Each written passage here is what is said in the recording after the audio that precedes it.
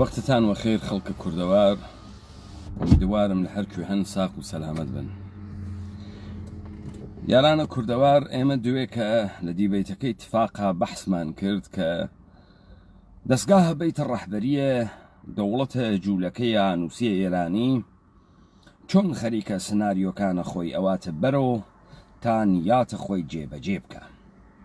بەحسمان کرد لە تریبونهای جۆراوجۆر و چێهرەی جۆراوجۆر و ڕواڵەت و دەموچاوی جۆراوجۆرێک کە بەکاری تێرێت بۆ خاتری ئەوەی بتوانێت سیاسەتەکانە خۆی پێبواتە بەرەوە و لە ناوە زەهنە ئینسانە کوردیە ئەو سمومە بەجێ بێڵێت کە گەلەکیسی. مشخصەن یەکێک لەو تریبونە عەلیە جەوانمەردیە. تریبونە عەلیە جەوانمەردی وا بە مخاتەبینە پاسدار و سپاهە سایبری و بەسیجیەکان کە حفاظەتە تەلاعاتە سپای هەنێرێتە ناوە پەیجەکەی سعیەکە بە شلوغکردن و دروستکردنە کلاشە ناوە پەیجەکەیە ئەم هەتیوە مهم بکە و ئەم هەتیوە ئەمر پێی مشتەبەه بوێت کە عەدەدێکە و خەریکە کارێکەکە. تۆ تعقیبە نیەتە ئەم ئاغا بکەین نافەهمی ئەم ئاغا خەریکە چ نیەتێک تعقیبەکە ئیلا ئەوەی کە تۆ ئینسانێک بیت شۆڕژگێر ئینقلابی و کورد کە بزانیت کارمەندێکی نظامی سوڵتە وە کۆرپۆرێشنە جوولەکەی ئانووسی خەریکە چی ئەکاوە کامە بەرناماواتە بەرەوە. ئەم هەتیوە خەریکە کارەکەی لە حەد ئەترازێنی و بابەتە ئەم کالایە کە ڕەواجی ئەدا لە ناوە بازار ئیشێ مەسئول بێت. تەماشاکەن ئەم ئیدعاکە خەبەرنگارە مستەقلە. خەبەرنگارە مستەقل کاری ئێشێ گواستنەوەی خەبەر بێت، یعنی بێ خەبەرەکانە ئێمە و خەبەرەکانە گشت جێگەی کۆ بکاتەوە و ئینعکاسی بدات، چون تۆیش بلەخەرە بەشێک لە خەبەری لە ناوەم کۆمەلگای کوردەوارە.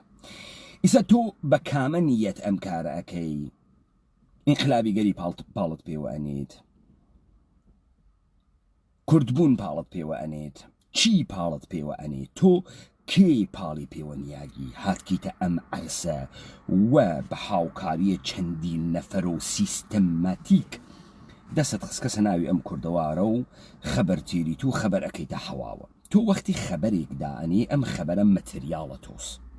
کالای تۆس کە بە خەڵکی ئەیفرۆشی تۆ بەرامبەر بە خەبەرێک کە مخابرەی ئەەکەی مەسئولی لە بەرامبەریە، چون تۆ هەر بەم خەبەرانە سەکە بەخۆت ئێژی خەبەرنگار مستەقل و وەخۆت ئجازادەی وە فارسی قسە بکەیت و وە کوردی قسە بکەیت و وە فارسی بۆ ئەم ئومەتە ئێمە نوسخە بپێچیت و وە کوردی بۆ ئەم ئومەتە ئێمە نوسخە بپێچیت.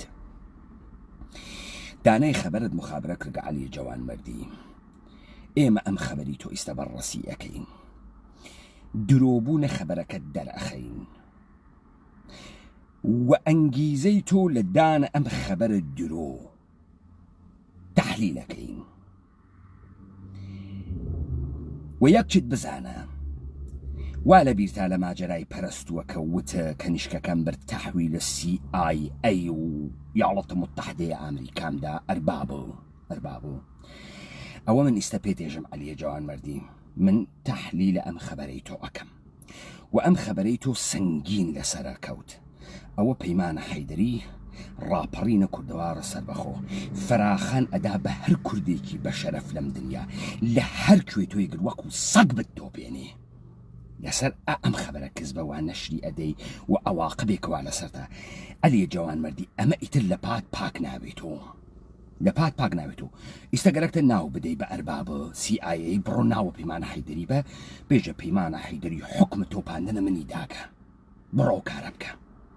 هەڵی هەی خۆتۆ وایتە وڵاتە متحدەیە ئەمریکا و دەوانچەوە بەس کەسە قەیخوەت و فرە قارەمانی بچوو لای ئەربابەکەت ناوە من بە بێژە ئەم شەخصە حکمە تۆپاندنی منی لەم کوردەوارە داکە. عەلیە جەوانمەردی هەرواکە خەریکە نوشخار ئەکا و کایژ ئەکا و ئستفراق ئەکا بە ناو زەهنە ئومەتە کوردیە و کەسێک نییە بەرپەرچە ئەم هەتیوە باتۆ با بزانن تریبونە تەبلیغاتیە نظامە سوڵتە تۆ بەرەو تەواوە نیاتێ کە گەرەکیانە جێبەجێ بوێت ئەوەن و نیاتە خۆیان بە تۆ جێبەجێ ئەکەن. یەکێک لەمانە ئەم ئاغای عەلیە جوانمەردیەسە. خۆ ئاغای عەلیە جوانمەردی و ئەمسالە هۆم بۆ خاتری ئەوەی کە یەک دەستاویزیان هەز وەکو حیزبەکان، یعنی هەر توڕەهاتێک ئەدەنە دەرەوە، تۆ بکەویتە زاویەیەک نەتوانی بێژی تۆ خەریکی درۆ ئەەکەی، چون تۆ مەسەڵەن بێی کەس بە ئەم خەبەرە درۆ بکەی لە تەجاوزکاریە دەوڵەتە ئێرانی کەمەکاتەوە. نەنا ئەمە بەو معنانیە ئەووەڵەن تۆ اتهامێکت داگە خەبەرێکە مخابرە کردەوە و ئیشی سابتی بکەی، صحەتە ئەم خەبەرە بە مستەنەداتت سابت بکەی، چون ئەم خەبەرە تەبعاتە عەزیمە ئیجتیماعی وا لە پشتە. ئەم خەبەرە تۆ قەبلەن کاری واتە کردەگە و ئەمە تەبعاتە گەورەی ئیجتیماعی وا لە پشتە. تۆ ئێشێ مستەنەدات خوات لەم زەمینە ئێرا بدەی و من تێمە سەری. تەماشاکەن عەلیە جوانمەردی خەبەرێکی بە زوانە یەدیش فارسی مخابرە کردگە تەحتە ناوە ئەمە.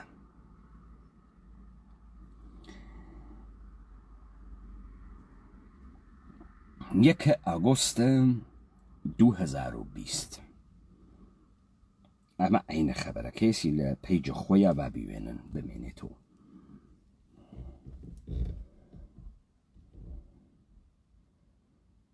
دادستانی به نام اسلام به نوجوانان تجاوز می کند.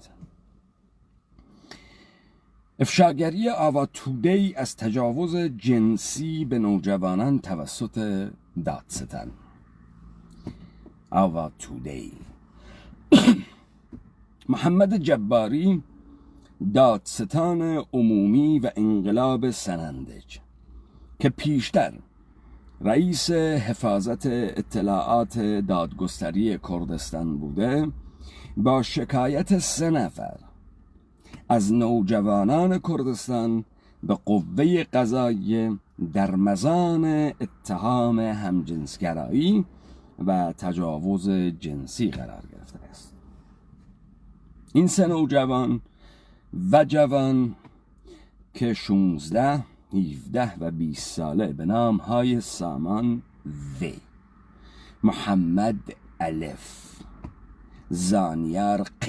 آقای علی جوانمردی، تو وقتی وت من نادیا مراد و واژن طلایی نادیا مرادم کشف کرد ندود نیمی لەگرا خەریکی ئێژی سامان و محەممەد ئەلف تۆ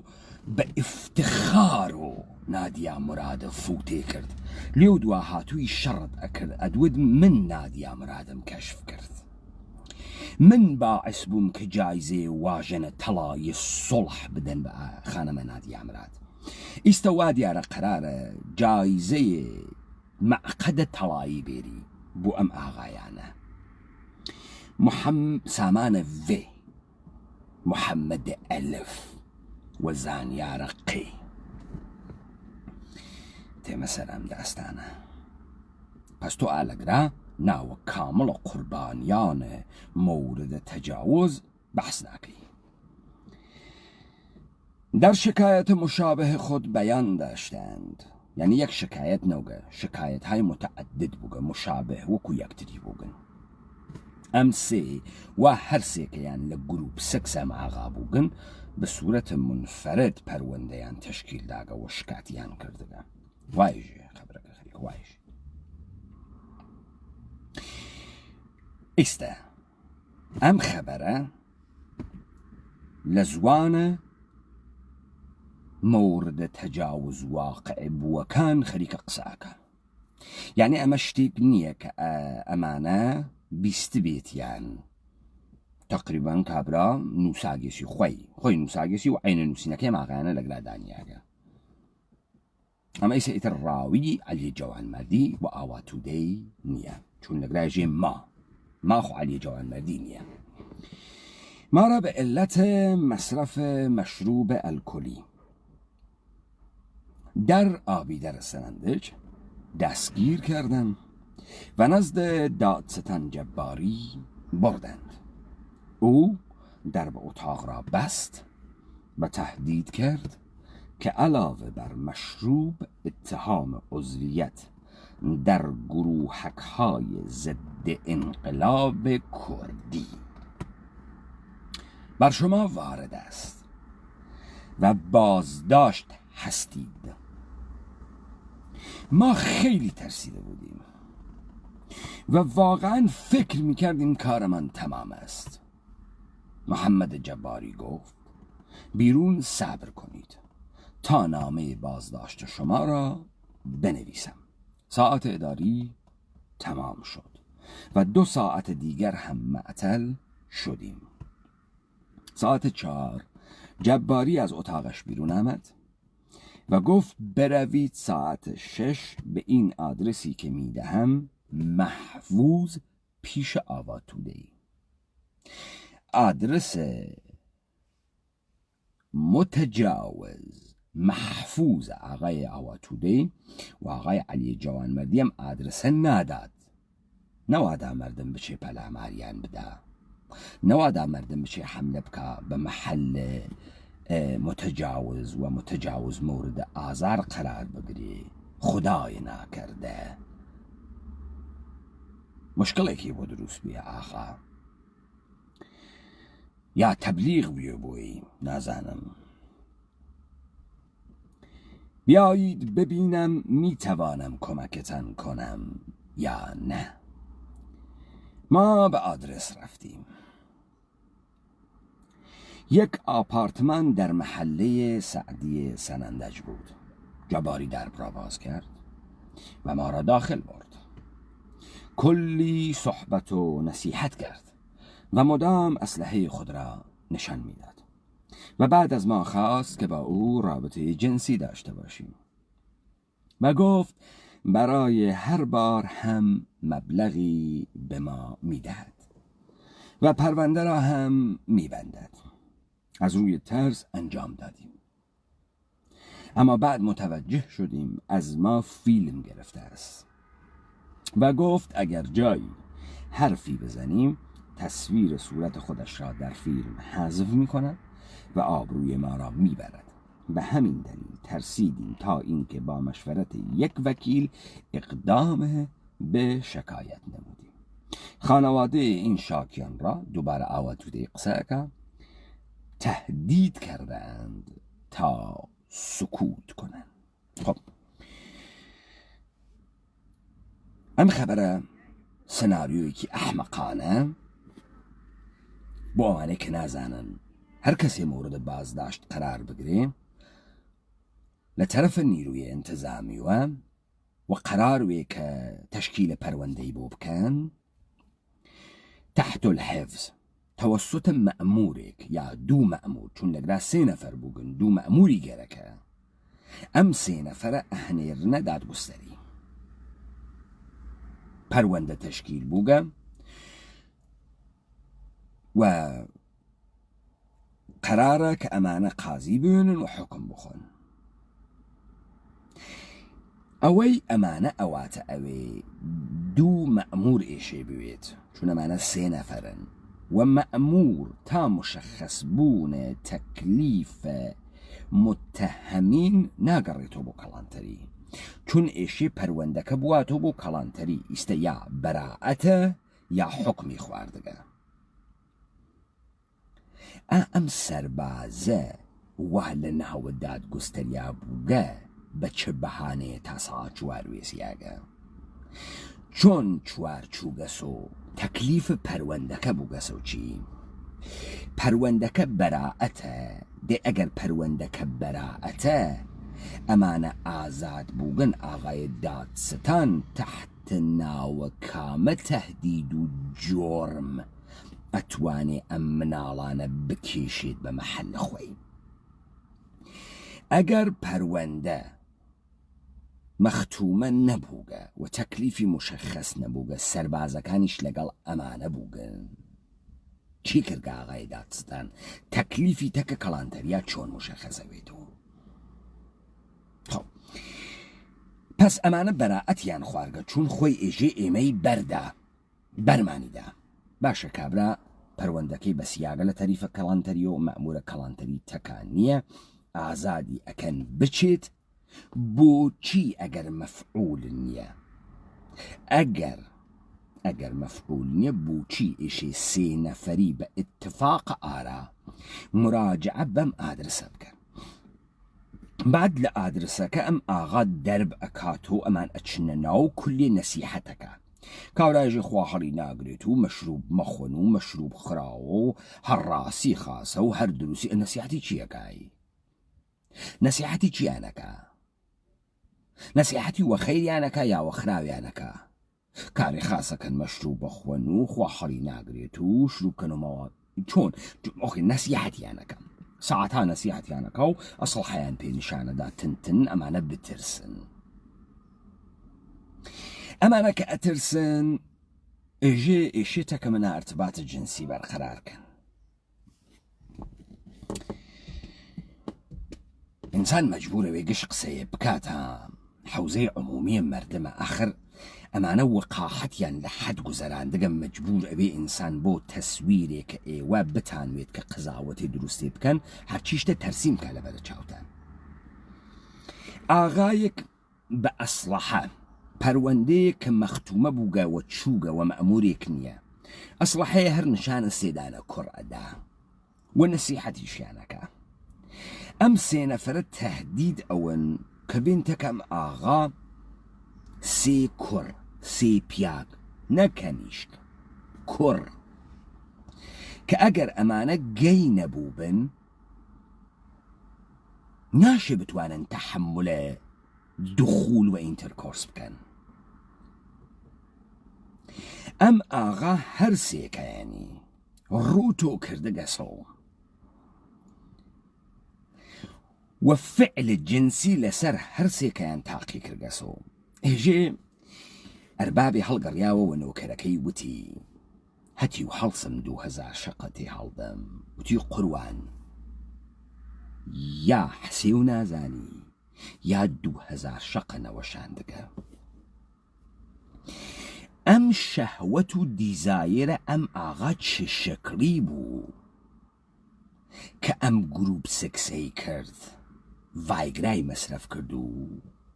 دەیخۆ ئەمە هیچ قەهرەمانە پۆڕن ئەستارێکی پێ ناگا سێ مەفعولی لەبەردەساوێ ئەم فاعلیەت بکا لە وەسەتیانە بعد دەی ئەمانەی ڕوتۆ کرد و سێ پیاگ ڕوتۆ بوونەوە بۆ ئەم ئاغا مەشغوڵە سەکسکردن بوو کێ فیلمی ئەگرت بعد ئەم ئاغا لە وەختە سەکسەکە ئەسڵحەکەیشی وەدۆسەوە کە ئەمانە مەجبور بوون ئەم مەعقەدە بنێنە ئەختیارم ئاغا ئەم مەعقەدە وێرجینە باکرە بیخەنە ئەختیارم ئاغا ئەسڵحەکە هەتمە وەدەسووگە چۆن نەتوانی تەسەور بکەی کابرا ئەمانەی بەڕەدیف کردو ئەوانە دانە دانەویسیاون دانە دانە هاتن سەکسەکە دەست جەمعی بوو چێشەکری بوو ئەم سەکسە معلوم نییە بعد ئەمانە لە ئاخر و متەوەجه ئەون ئەم ئاغا قارەمانە پڕن ئستارە گەیە کە تەرتیبە هەرسێکەیانی داگە و خواهەڵی ناگرێت و لەگەڵە گشتیان نابووگە فیلمیشی لیان گرتگە هەم ئەسڵحەی وە دەسی ئەسڵحە و دەسی موبایل فیلمی لەمانە گرتگە بعد ئێژێت ئەگە پێشنهادە پولیشیان پێدا باویجان تۆ اتهامە ارتباطەتەکە گروهەک هات بەمانە داگە و ئەمانتە ترساندگە زیقیان کردگە و ئیستا ئیتر بچی پیشنهادی پولی پێدە یان جمهوری ئیسلامی تەجاوز بکەوە هەرکەسێ پولیشی پێدا لەبەرەوەی شیرین بێتە ژێرە زوانی دێ ئەمانە ئیستا ئێشی بۆچی بچن ئێعترازکەن ئێعتراز بە چی بکەن دێ ئەمانە ترسیان ئەمانە نە ئابڕوویان بەلاوە مهم بوو نە حەجێکیان بەلاوە مهم بوو ئەمانە ترسیان و هاتن معقەدیان دانیا معقەدە باکرایان دانیا دەیدایان نییە ئیستا ئەمانە بچن بێژن چی بێژن دادستان فڵانی سوارمان بوو تەبلیغ بکەن بۆ دادستان جمهوری ئیسلامی تێ دادستان ئەگری مەگەر ئێوە لە ماجرای سعیدە تووسیان نەتاندی علی خامنەی مداڵ ئەداوە بە چەباز تازە ئەوانەی ئەچوونە کلاسە دەرسە سەعیدە تووسی قاریە مەخسووسە ڕەحبەر جمهوری ئیسلامی بوو ئەوانەی کە ئەچوونە کلاسە قورئانە ئاغای سەعیدە تووسی بەچکە حیزبوڵڵاهی و بەچکە بەسیج و ئیتلاعاتی بوون هەر کەسێ ناتوانێ بڕاتە بەردەسە ئاغای سەعیدە تووسی ئاغای سەعیدە تووسی تەکە ئەمانە سەفەرە سان فرانسیسکۆی کرده بوو دەنگەکانی فەلاحی مێدیە فەلاحەتی لە ویساف ئەمریکا بڵاو کردو دەنگە ئەوانەی کە شاکی بوون مورد ئازار و ئەزیەتە جنسیە سەعیدە تووسی قەراریان گرت و بڵاویشی کردو علی خامنەی پۆست و مەقامی سەعیدی تووسی بردەسەرەوە ئێمە لە ڕاپەڕینە کوردەوارە سەربەخۆی ژین دەوڵەتە جوولەکەی ئانووسیە ئێرانی هاتکە مردمە ئێمە نابوودکە ئەرکانە خانەوادە لەبین بووە مردم بکات و گەواد و فاسد چۆنیەکە دەیخۆ عەلی خامنەئی بە شەخصێکی قارەمانی وا توانی گێسی سێ کوڕ کورد وە سونی هەم کورد هەم سنی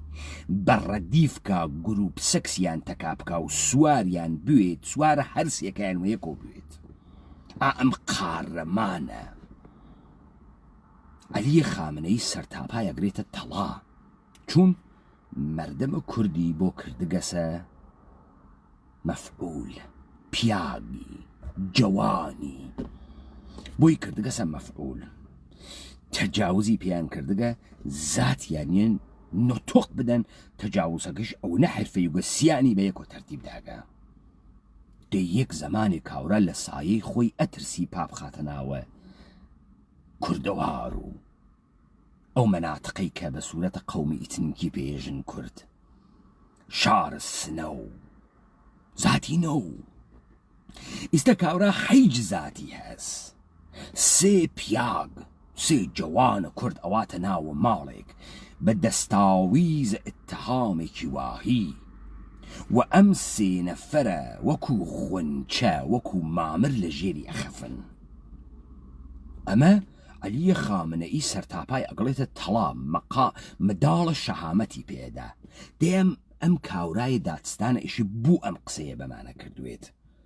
مەڕۆن قسە بکەن بەلای خەڵکی و فیلمتانەم گرتگە دە ئیستا تو فیلمە ئەمەڵە جنسی عدێ بڵاو ئەەکەیت و هەر بدەرەکە ئاوڕی ئەچێ یا بکەرەکەیش ئاوڕی ئەچێت چۆنە دەیخۆ ئەم فیلمە بڵاو بێتەوە بێن ئەمانە بگرن دەیخۆ نایژن ئەمە ولادیمیر پوتین بووگە دینگ چاوپینگ بووگە سوارە ئێوە بووگە ئەمە کێس خەریکە تەرتیبە ئێوە ئەدات کێس دەم و چاوی شەترەنجی کردگە ئەی بەدەنی چی پێکەن ئەی تۆ مەسەڵەن ئەتوت ئەمە قازی جەباری وگە دەی بڕیان هاورد ڕوتیانە کرد و تەماشایانە کرد و ئەمە لەشە ئەوە و دەسە ئەوە چی وەلی باس و هات وەلی باس و تەجاوزی پێدا نەکرد ئەی ماڵەکەی چ پێکە ئەی دووکراسیونە ماڵەکەی چ پێکە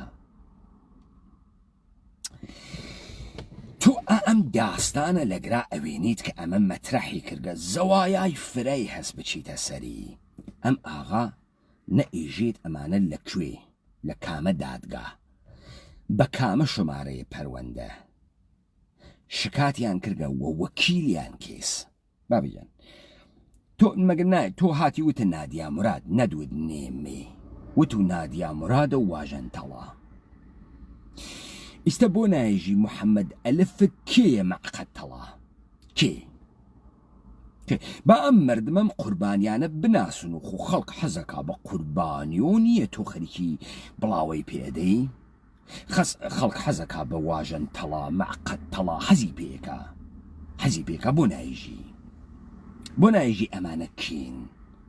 تو ئەمانە نایژی و ئابڕویان ئەچێت و خوا هەڵی ناگرێت و ئەی وەکیلەکان چی خۆ وەکیلەکان مەوردە تەجاوز واقع نەبووگە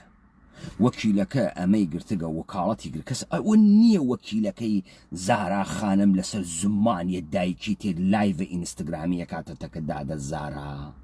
جرم ئەمنیەتی بەرمەڵا ئەکەن لە لایڤە ئینستاگرامیە چۆن وەکیلە ئەم نەوجەوانە نەونەحالە کە مەورد ئینترکۆرس و دخول جنسی واقع بوون و معقەدە بکریان بکارەتی لێ هەڵگیریاگە چۆن ئەم وەکیلە نایە ناوە خۆی بێژێت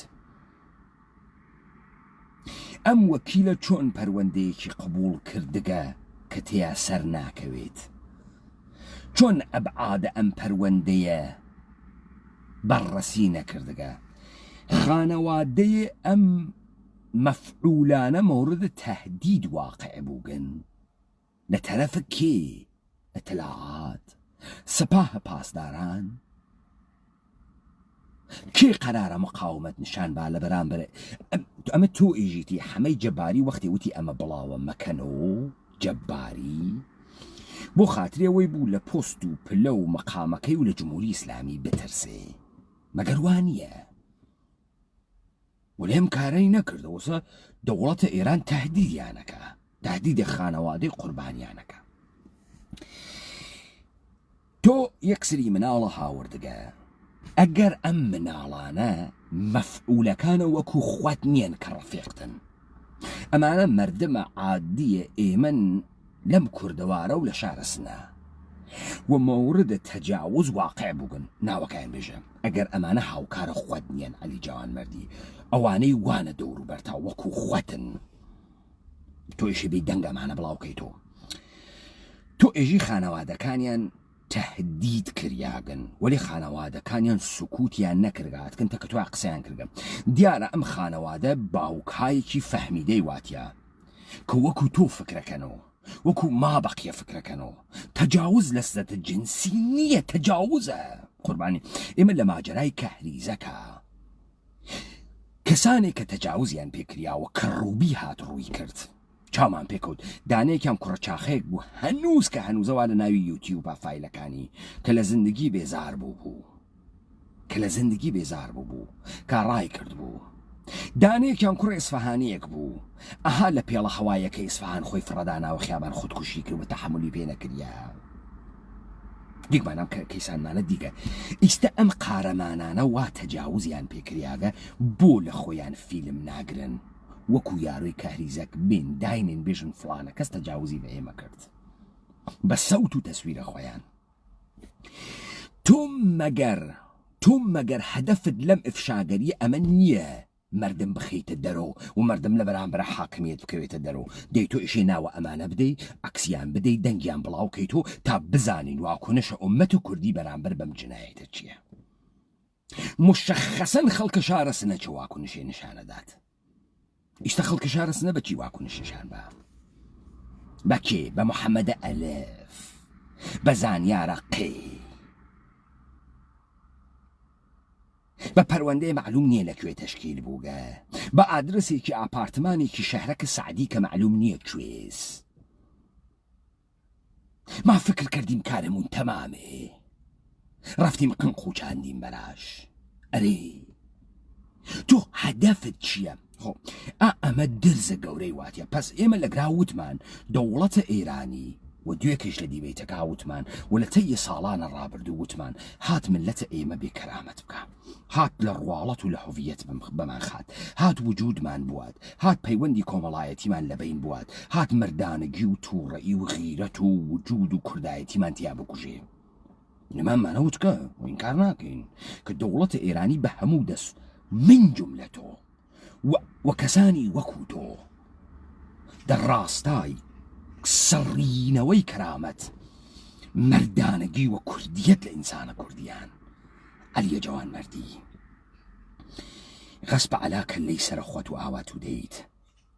ئەم مەطلەبەکە بڵاوت کردەس و بەم گشتە گاف و گوشادەی کەواتیە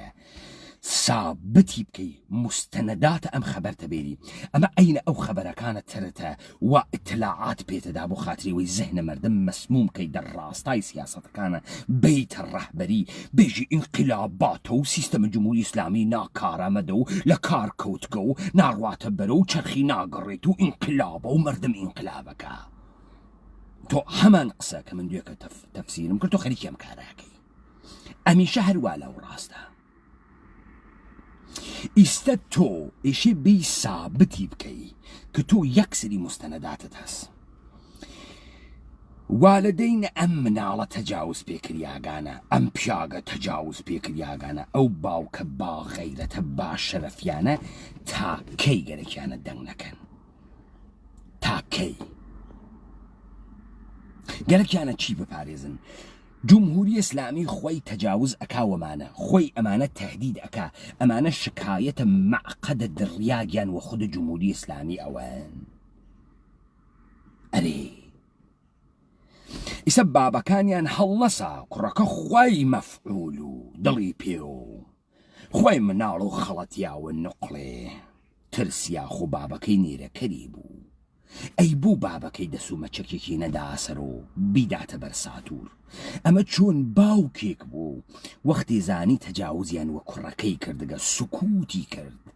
سکوتی کرد کە چه ئەتفاقێ بکەوێ زێنێک بمێنێتەوە زێنێک بمێنێتەوە کە خانەوادەی بپارێزێ چۆن ئەی پارێزێ ڕوات شکات ئەکا لە متەجاوزە بە کوڕەکەی تو ئالەگرا هەدەفت چییە لەمەیکە لەو لاوە دادستانە جمهوری ئیسلامی ئامدانە تەجاوز ئەکاوەم خەڵکە لەو لاوە ئەم خەڵکە دەرئەوج شەهامەت و ناگەهان لە ئابڕوویشی ناترسێ کە ئەورا لە ئتهام ترسیاگە معقەدی لەسەری دانیاگە معقەدە باکرەی لەسەری دانیاگە ئیسە چووگە سۆ چۆن خیرەت گرتگێسی نە تەهدید کریاگە پێشنەهادە پولیشی پێ دریاگە چۆن خیرەت گرتگێسی ئیستا چۆن لە ئابڕوو ناترسێ و معقەدی دانیاگە ئیستا چۆن لە ئابڕوو ناترسێ ئیستا چۆن لە بەرمەڵابوونی نەترسیە لەوێ معقەدی دانیا ئیستا چۆن معقەدەکەیشی لەسەری خۆ تا قەبل لەز ئەوە حەداقەل پیابوو ئیستا معقەدەکەیشی لەسەری دانیاگە چۆن ئیستا هات ئیفشای کرد دێ ئەم باوکە قارەمانانە بۆ نایەن قسە بکەن بۆ نایەن خۆ داستانە تۆ پڕە لە حوفرە پڕە لە درۆ وەلی تۆ ئەم کارە بۆ ئەەکەی ئەنگیزت چییە لەم کارە عەلیە جەوانمەردی تۆ هەدەفت چییە لەم کارەیەکەی گەرەکتە چی بکەیتە ناو زەهنە مەردم گەرەکتە چۆن و بە چ دەلیلێک ئەم کارانەی ئەیکەی بیخونجنی لە زەهنە مەردەمە ئێمە تێنە سەر ئەم عەلیە جەوانمەردی کە تۆ خەریکە چیت وە کێ تۆ بەرەو ئەم سەمت و سووە ئەوە ئەم قسە تۆ ئەیکەی عەلیە جەوانمەردی تەمامە فەعالیە مەدەنی وا قاچیان خوریاگە سەداد سەراوە دادگوستەری ئەم قازیە جەباریە سان فرانسیسکۆ چووکەتەکیانە معقەدە گشتیانی مەوردە گوشایش و فەتح واقعە کردەکەم هەر لە مختارە زارعی تۆ تا حەمە سەدیقە کە بوو دووەندت تۆ تا دلیرە ئەسکەندەری تۆ تا تەمام ئەوانەی کە تۆ تەی ئەم ساڵانە بوڵدەکردن و حیزبەکانە بوڵدیان کردن تۆ عەلیە جەوانمەردی ئێژی ئەمانە بە ئیتتهامە هەمکاریە تەکە حیزب معقەدە باکرەیان یاگە سەختیارە ئاو مەلە جمهوری ئیسلامی تۆ ئێژیت تۆ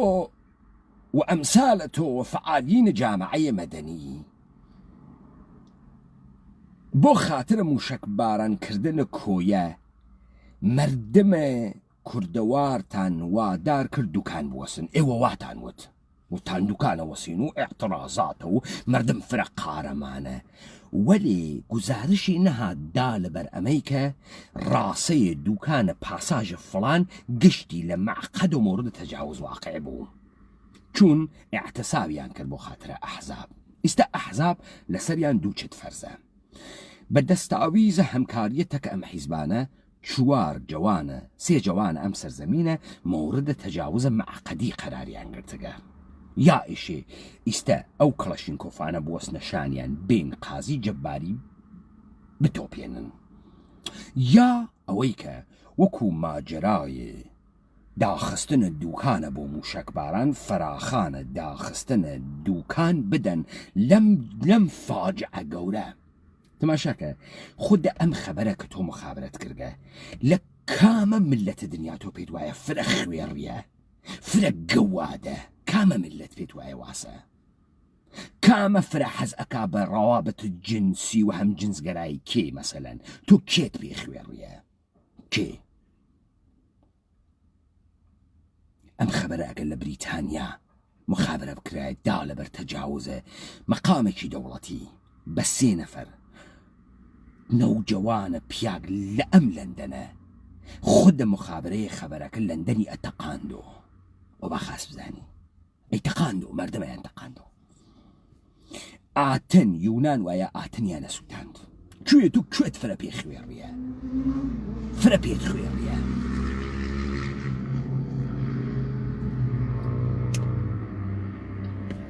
استتو بدروس كردن ام خبر جعلانه بمفعول كان دورو برد خريجي حساسية سنجية كي بو دسگاه امنيات بزاني مرد مدر مقابلة شي حساسا تو زين شي بكا تو بي ثابتي بكا ثابتي بكا كأم خبري وتر راسه واتفاق كوتقا ومستندات خوات إرهادي أو وقت مردم أمينيتو جماعة أحزاب أردوغانشين أواني واخريك تلادزي وسكس زوزنقي وادعاية أنا كر اعتصابات أخنا الريو دوكان تعطي لكن وفعالين جامعي مدنيان واتكا إستا مشخصا قاضية تجاوزي كالقوة سيبياك لكوي ليكك لقارمان ترين شاركان ام كردوارة بناو السنة أمانا إشي موزع بقرن أوانا إشيان كحزب قسي من ناكن أعلم بچك حزبي وطرف دار جوان مردي تولي وزارة الاطلاعات دي تو بي لدرقايكي ترو وارد بو تو بيجا رازكا تو بيجا علي جوان مردي رازكا تو تخمة ديمقراطي تخمة كومالي تخمة باكاكي بيجا علي جوان مردي رازكا بلام حكم به حكم كشتنا قاضي جباري به وإجرايك تو حزيب يكي بم تجاوز كاري ومورد تجاوز واقع بنومان حزيب يكي جراسة ديتو اتفاقا ببرز الدمن ثابت يبقى علي جوان مردي راسك وحكم بدا حكم ام كلاشينكوفانا الدربيرو لمورد قاعد دربي وروني ليبا وبرداني متجاوزة بعنف بمنال ببياق وبنيرينا بتوبينا بعد ركبي كان مرده حلاجي توزي قارم عنتي بخرنا او كيسته بيبيكا تولغرام كارناكي وتدرناك بي خايلة بغيرة وأرون باي تريبون بشرفك آوا والسكوت أكن وتبعاتك يدر نظر ناقرن أو التواوي أم خلقي سرزميني إيما يكرد بمورد تجاوز واقع بوغ ويكيك تانو تقناك وتعقيب قزاياناك تو قركت انقلاب كي تو كردي تو علي جوان مردي درستي كردقا وكو علي جوان مرديد أنا وخيرت بري أخوارد أنا يخد بعلي جوان مردي أقرد أو أمانة كن تجاوزيان بيكرياغا لم سرزمينة من شون أتوانم لم سرزمينة زين زندگي بكم آوا تجاوز كرياوي بمردمكم كن أمانة تو ناديا مراد واجن طلات دروس كرد تا إست محمد ألف وزانيار قيو سامان في معقد طلا دروس كيتو تو قركت أمر دم إيما بكيت خسياق بكيت مورد تجاوز واقع بوق أمانة بكي بتسوير اجتماعي حافظية جمعية مردم إيما تو قركت أمكارب كي تو وناتوان لمقابلة دولة إيرانيا بيسن حيج دليلك تان بيانك إلا أويك تجاوز معقديتان بيكا در مورد السرزمين قصتانية در مورد هويات قصتانية در مورد بردگي قصتانية در مورد بلان الريز ودرشت دولة إيرانية وقصتانية آخرين سنگرتان بوغا بميك قاضية تجاوز معقديتان بيكات مستنداتي إراء نادن قشتشتان حزكن بكاوراي مورد تجاوز واقع بوغ السكس معقدي ايوه توتأتان كردقوا أم سرزمين وإنسان كاني مشت خويري لأو دربين علي جوان مردي أميانا لسرد كوت خراو لسرد كوت وكو صق إشي بالتوبينن وەڕاپەڕین ئەم حکومەی ناکێشێت و عەلیە جوانمەردی لە هەر کوێ ئەم دنیا هەر کوردێکی بە شەرەف تۆی گرت ئێشە سزات بدات عەلیە جوانمەردی بڕۆوە ئەربابەکەت بێژەوە ئامریکا و ئیاڵەتە متحیدە و CIA بێژە پەیمانە حەیدەری و حکومەیدا لەسەرە ئەو حکومەیدا لەسەر تۆ ئەنگیزە چییە لەم درۆی کەیتە ناو زەهن ئینسانە کوردی لەم کارەکتەرایی کەیتە ناو زەهن ئینسانە کوردی تۆ ئەنگیزەت چییە لەوەی کە نایەڵی ئیستە تۆ بەهاتایتا بدوتایە قازی جەباری خەڵکی کوردەوە تەجاوزی بەم سێ ئینسانە کردگە ئەوە ئێمە حکمە ئیعدامی ئەدەین و خەڵک سنەژێ بێتە خیابان و ئاگری بات تۆ ئەم تەناوت کە نا تۆ ئادرسەکەی حفظ کردگە ئەوانەی وا تەجاوزیان پێکریاگە تۆ نەتگوت نادیا مراد نون مێ سامان vێ محەممەد ئەلف زانیار قێ یعنی زانیار قڕەش محەممەد وەڵگەرد ئەمانە کێن تۆ بۆ نایی بێژێ تۆ هاتکیتە ئەگرا سناریۆیەکی ئەحمەقانەی مناڵانت بۆ تەوهینکردنە بە ئینسانە کوردی و جامعەی کوردەواردانیاگە لەوێ یعنی ئێمە استدلالمان بەرامبەر بە دەوڵەتە جوولەکەی ئانوسیە یەهودە ئێرانی نەبوو تا ئەوەی کە بێژین معقەدمان مەوردە تەجاوز واقع بوو گاویش پیاگ بعد بێژین وڵا تەجاوزی پێمان کردگە و دەسە بێ دەسەڵاتمان و دڵە کزەمانە و مردین ئەمەسە ئینسانە کوردی ئەمەسە پیاگ دەی زندگی چه لەزەتێکی ئەمێنیتر دەی ئەخلاق عمومی چه معنایەکی هەزیتر دەی عفەت عمومی چه معنایەکی هەزئیتر دەی باوکبوون لەگرا چه معنایەکی هەزئیتر قەوم و خوێشبوون و خاڵۆبوون و مامۆبوون و هاوشاریبوون و کوردبوون چه معنایەکی هەزئیتر چییە ئێمە لە ناوە قەومە لووتا زندگیەکەین واسە کە عەلیە جوانمەردی و سپاه پاسداران ئێژێت چۆن ئەفکارە عمومیە خەڵکە کوردەواریەخە بەم هەتیوە ناگرێت ئێمە لە 50 ماجەرا ئەم نادروستمانە گرت کە نیشکی کوردی نیا سینەی دیوار وتی پەرستووە هاتکە تەجاوزم پێ بکە ئەعترافم لێ گرتگە تۆ کێ هاوردەکتی مەرتی کە تۆ تەجاوز پێکریاگە کوێی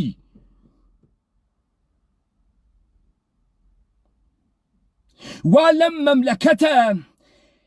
لەم مەملەکەتە تۆ فکرەکەی خەسیاگە تۆ ئەمساڵە وەکو تۆ شاعرە حیزە وەکو تۆ فعالە جامعەی مەدەنیە حیزە وەکو تۆ حیزبە حیزە وەکو تۆ فکرەکە ملەتە ئێمەی نابود کردگە عەلیە جوانمەردی و ئاو شەرتوێ ئێوەمانان بکەین بە عیبرەتە تاریخ ئەم سەرزەمینە و ئێوە غوسوورتان نەکرد لە هەرچی جنایەتە لە حەق ئەم مەردەمە تۆ غەڵەت ئەەکەی خەبەردا ئەنیت لەوێ جعلیات ئەدەیتە خوردە مەردم و مستەنەداتە خۆت ئێرائە نادەی بێجات کرد کاری واتە کرد مهدیە فەلاحەتی وەختێ ماجەرای سەعیدە تووسیوە دەنگت دانە بە دانەی ئەوانەی بڵاو کردو ناویانی بڵاو کردو تەلەفۆنە بۆ خۆت سەعیدە تووسی کرد تۆ هەروە لە خۆت عاکی سامانە وێ زانیارە قێ همه الف تهدیدمان کردن در شهر سنندج آدرس متجاوز محفوظ است تو خیلی غلطه که لخوتو خبره دیده درو چون اوانه که مخاطبتونم روی خبتون اگرن تی حال دریاک یا اوانه مشتی مفعول وکو خود عین خود تجاوز بكرياغا عين خوتن هاوكار عين خوتن بچكا حزبي وكو خوتن وأمردمي إيمتو تواو بخيرتو نادروسو فاسديان أزانيت توبوي هيكل ناديا مراد دروس كرت بچو بأرباب أمريكايت بيجا أم سرزمين هنوس بياجي دياماغا بچو بأرباب أمريكايت بيجا